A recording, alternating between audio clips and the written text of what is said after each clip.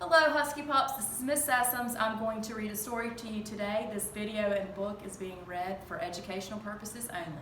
The story I'm going to read today is The Tale of Peter Rabbit by Beatrix Potter. Let's get into it. Once upon a time, there were 4 little rabbits, and their names were Flopsy, Mopsy, Cottontail, and Peter.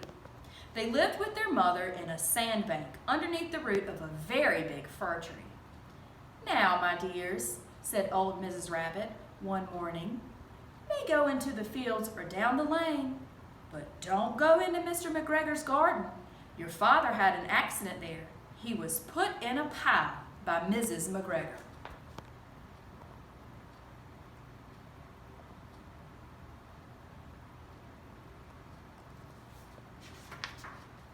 "Now run along and don't get into mischief. I am going out." Then old Mrs. Rabbit took a basket and her umbrella and went through the wood to the baker's. She bought a loaf of brown bread and 5 currant buns. Flopsy, Mopsy, and Cottontail, who were good little bunnies, went down the lane to gather blackberries.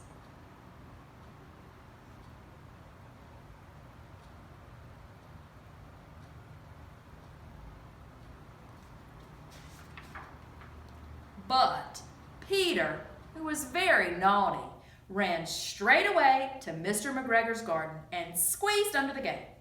First, he ate some lettuces and some French beans, and then he ate some radishes.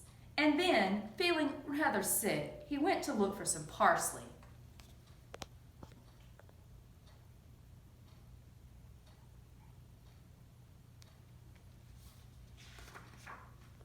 But round the end of a cucumber frame, whom should he meet but Mr. McGregor.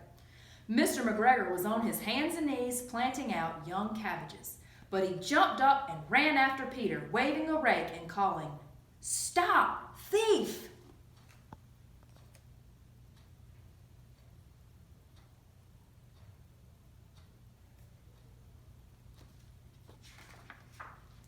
Peter was most dreadfully frightened. He rushed all over the garden, for he had forgotten the way back to the gate. He lost one of his shoes among the cabbages and the other shoe amongst the potatoes. After losing them, he ran on 4 legs and went faster, so that I think he might have gotten away altogether if he had not unfortunately run into a gooseberry net and got caught by the large buttons on his jacket. It was a blue jacket with brass buttons, quite new.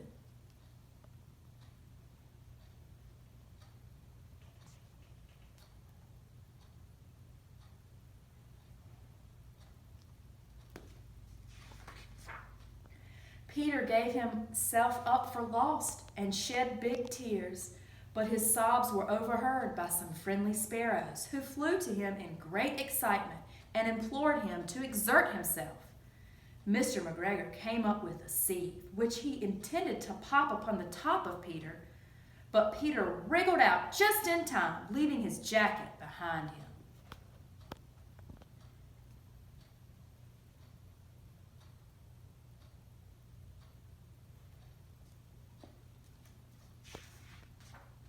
And rushed into the tool shed and jumped into a can. It would have been a beautiful thing to hide in if it had not had so much water in it. Mr. McGregor was quite sure that Peter was somewhere in the tool shed, perhaps hidden underneath a flower pot.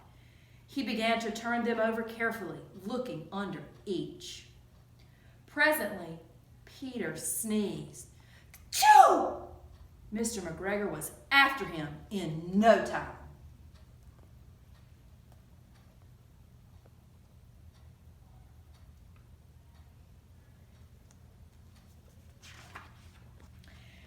And tried to put his foot upon Peter, who jumped out of a window, upsetting 3 plants. The window was too small for Mr. McGregor, and he was tired of running after Peter. He went back to his work. Peter sat down to rest. He was out of breath and trembling with fright, and he had not the least idea of which way to go. Also, he was very damp from sitting in that can. After a time, he began to wander about, going lippity-lippity, not very fast, and looking all around.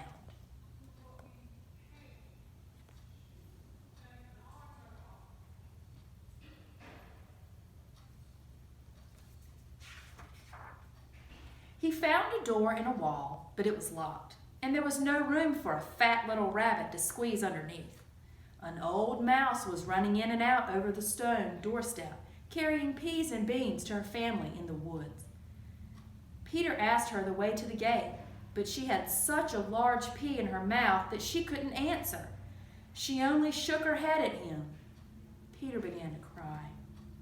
When he tried to find his straight across way to the garden, but he came more and more puzzled. Presently he came to a pond where Mr. McGregor filled his water cans. A white cat was staring at some goldfish.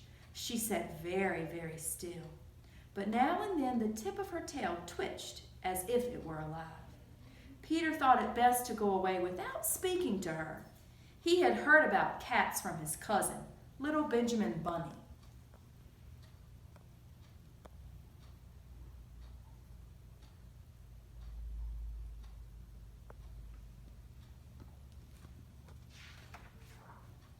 He went back towards the tool shed, but suddenly, quite close to him, he heard the noise of a hoe. Scritch, scratch, scratch, scritch. Peter shuddered underneath the bushes. But presently, as nothing happened, he came out and climbed upon a wheelbarrow and peeped over. The first thing he saw was Mr. McGregor hoeing onions. His back was turned towards Peter, and beyond him was the gate. Peter got down very quietly off the wheelbarrow and started running as fast as he could along a straight walk behind some black currant bushes. Mr. McGregor caught sight of him at the corner, but Peter didn't care. He slipped underneath the gate and was safe at last in the wood outside the garden.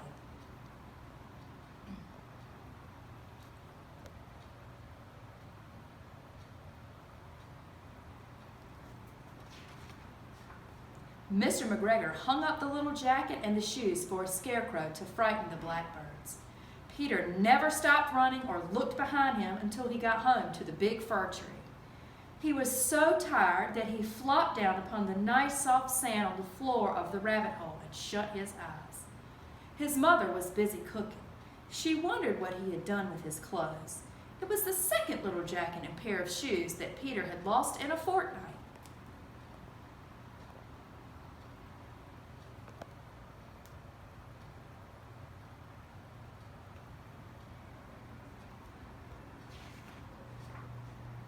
I am sorry to say that Peter was not very well during the evening. His mother put him to bed and made some chamomile tea, and she gave him a dose of it to Peter. 1 tablespoon to be taken at bedtime. But Flopsy, Mopsy, and Cottontail had bread and milk and blackberries for supper. The end.